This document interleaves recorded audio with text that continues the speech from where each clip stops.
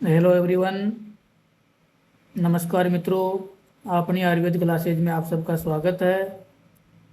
Last lecture में हमने रतन के बारे में जाना था। रतन संख्या में 9 होते हैं, जो आयुर्वेद का बहुत ही इम्पोर्टेंट टॉपिक है। इसमें हमने फर्स्ट जो रतन है, माणिक्य रूबी के बारे में विस्तार से अध्ययन किया था। इस लेक्चर में हम डायमंड, जो सेकंड नंबर पे रतन है, इसको हम इंग्लिश में वज्रा भी बोलते हैं।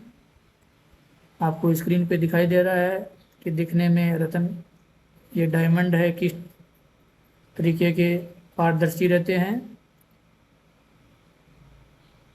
इसको संस्कृत में वज्रम, हिंदी में हीरा और इंग्लिश में इसको डायमंड बोला जाता है। इसकी हार्डनेस है वो 10 है, रिलेटिव डेंसिटी है वो 3.52 है। इसको हम हीरक, हीर, विदुर, पुलिस, वज्रक, भार्गव प्रिय, अभेद्य, इन नामों से भी पुकारते हैं। अब हम जानेंगे इसका परिचय।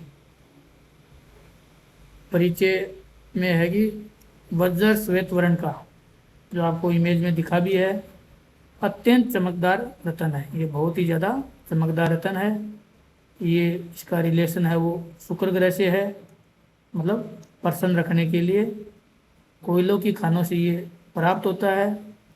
इंद्रधनुषी रंग बिखेरने वाला, स्वच्छ, निर्मल, पारदर्शक होता है। सबसे कठोर द्रव्य है और प्योर कार्बन इसमें पाया जाता है।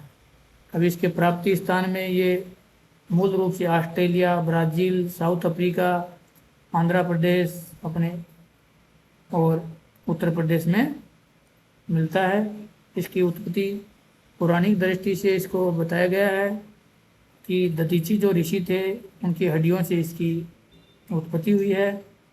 इसको इंद्र का अस्त्र भी कहा गया है। अब हम जानेंगे टाइप्स ऑफ डायमंड। तो ऑन द बेसिस ऑफ लिंग, वर्ण और जाति के आधार पर इसको विभक्त किया गया है। लिंग के आधार पर नर वज्र, नारी वज्र और नपुंसक वज्र है। वर्ण के आधार पे श्वेत वज्र, रक्त वज्र, पित्त वज्र और प्रसन्न वज्र। जाति के आधार पर इसमें ब्राह्मण वज्र, क्षत्रिय, वैश्य एवं शूद्र। तो इस तरीके से इसको 3-4-4 भेद में बांटा गया है।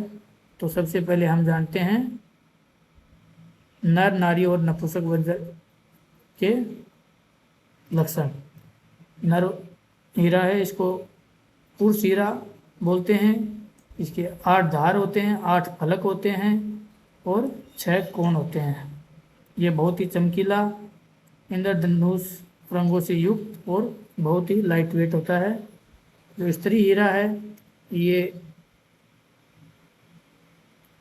चपटा व गोल होता है और यदि वही हीरा कोण और धार से घर्षित हो तो इसको नपुंसक हीरा बोला जाता है। अब हम ग्राह्य वज्र के लक्षण बताएंगे, जो ग्रहण करने योग्य या औषधियों में युक्त होने वाले डायमंड के लक्षण। ये कांच के जैसा स्वच्छ, लघु, 8 फलक वाला, 6 कोण वाला, तीक्ष्ण हो तो उत्तम माना जाता है। स्पर्श में स्निग्ध, चमक या विद्युत का सदृश, किसी चीज़ से न कटने वाला, जो शीशे को भी काट सकता हो, अत्यंत तीक्ष्ण, षटकोण, अष्टफलक युक्त श्रेष्ठ होता है।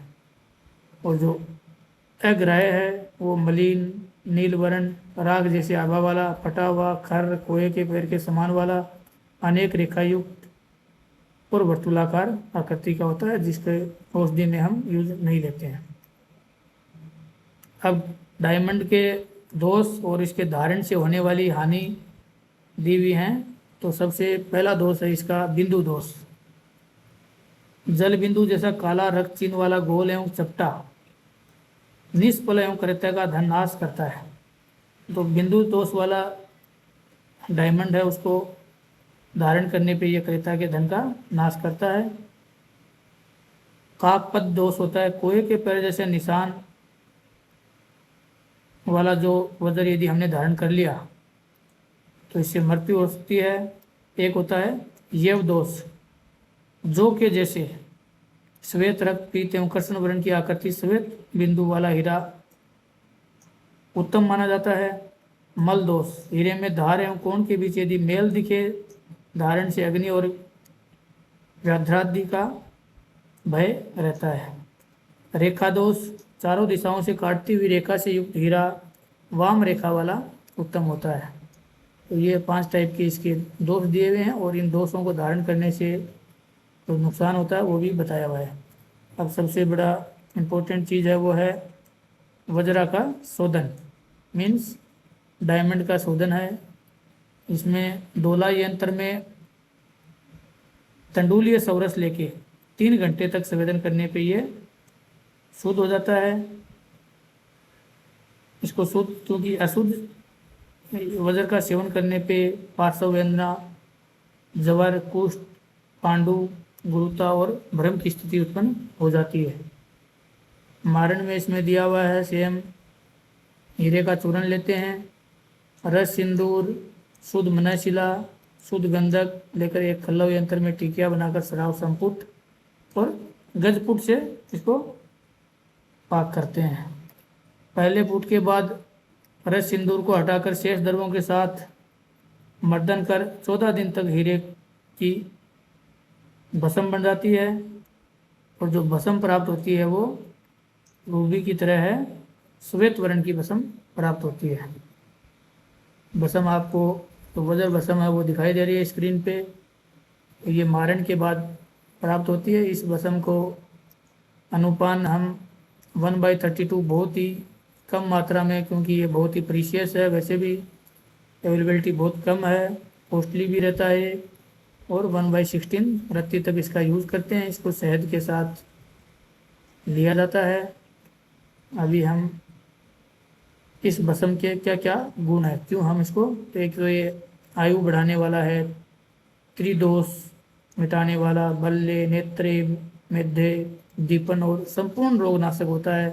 परमे, पांडु, उदर, भगंदर रोगों को दूर करता है।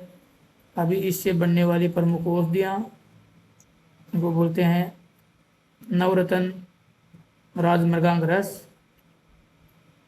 कंदर्प सुंदर रस, बसंत सुकुमार रस, महामृगांक रस और त्रैलोक्य चिंतामणि रस। तो ये 5 प्रकार के रस हैं वो इसके योग से बनाए जाते हैं। तो इस लेक्चर में हमने जाना डायमंड के बारे में, लास्ट लेक्चर में हमने जाना था रूबी रत्न के बारे में। धन्यवाद।